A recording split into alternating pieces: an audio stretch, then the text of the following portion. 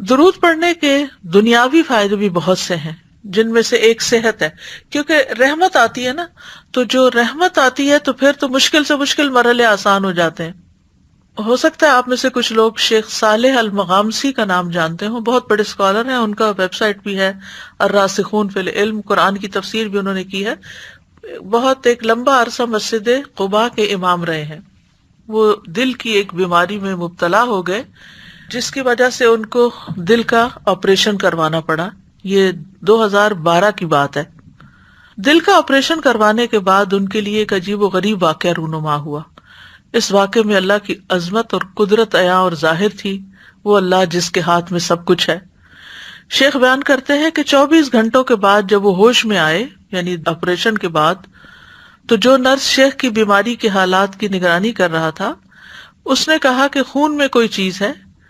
اس نے جو کچھ دیکھا اس نے اسپیشلسٹ ڈاکٹر کو بتایا، پھر اس ڈاکٹر نے اپنے گرد 14 ڈاکٹر اور جمع کر لیے، یہاں تک کہ شیخ اس ساری کارروائی سے خوف زدہ ہو گئے، کیونکہ ان کے ارد گرد کے ڈاکٹروں کے چہرے اور ان کے اظہار خیال میں بہت واضح تبدیلی تھی، یعنی مطلب یہ تھا کہ اب یہ بچنے والی کنڈیشن نہیں۔ اور انہوں نے وہ طبی سامان جو اس وقت شیخ کو لگایا ہوا تھا، اس کے بارے میں انہوں نے ایک دوسرے کو ایسے اشارے دیے جو اطمینان بخش نہیں تھے، یعنی یہ ہٹانے پڑیں گے تو اب ختم ہے۔ اور ڈاکٹروں کے جمع ہونے کے بعد ان کے پاس مشاورتی ڈاکٹر آدم لیرے آئے، جو کہ اس آپریشن کے ذمہ دار تھے۔ انہوں نے بتایا کہ کچھ خون ہے جو دل کے آپریشن کے بعد دل پہ جم گیا ہے۔ انہوں نے شیخ کو بتایا، شیخ صالح کو، کہ دوبارہ آپریشن کرنا پڑے گا اور دل کو دوبارہ آپریشن کے لیے کھولنا پڑے گا، کیونکہ جو خون ان کے دل پر جمع ہو گیا ہے وہ خطرناک حالات کی طرف لے جا رہا ہے، یعنی وہ بچنے کی امید نہیں۔ اس بنا پر دل پر جمع ہونے والے خون کا مکمل اخراج ضروری ہے۔ یہ خبر سن کر ان کے ہوش اڑ گئے، وہ اشہد ان لا الہ الا اللہ اور وان محمد رسول اللہ پڑھ رہے تھے کہ جانے کا وقت قریب آ گیا۔ پھر انہوں نے آپریشن کے لیے اپنی رضامندی ظاہر کر دی تو ڈاکٹروں نے ان سے لازمی طبی سامان کو ان سے الگ کر دیا جو اس وقت ان کو لگایا گیا تھا، اور ان کو لے کر دوبارہ آپریشن تھیٹر کی طرف جانے لگے۔ اس لمحے ان کا سامنا ایک لبنانی نرس نے کیا۔ وہ شیخ سے بہت متاثر تھی، یہ بہت مشہور آدمی ہے۔ یہ اس نے دیکھا کہ شیخ پہلا آپریشن ختم ہونے کے بعد خوش نہیں تھے۔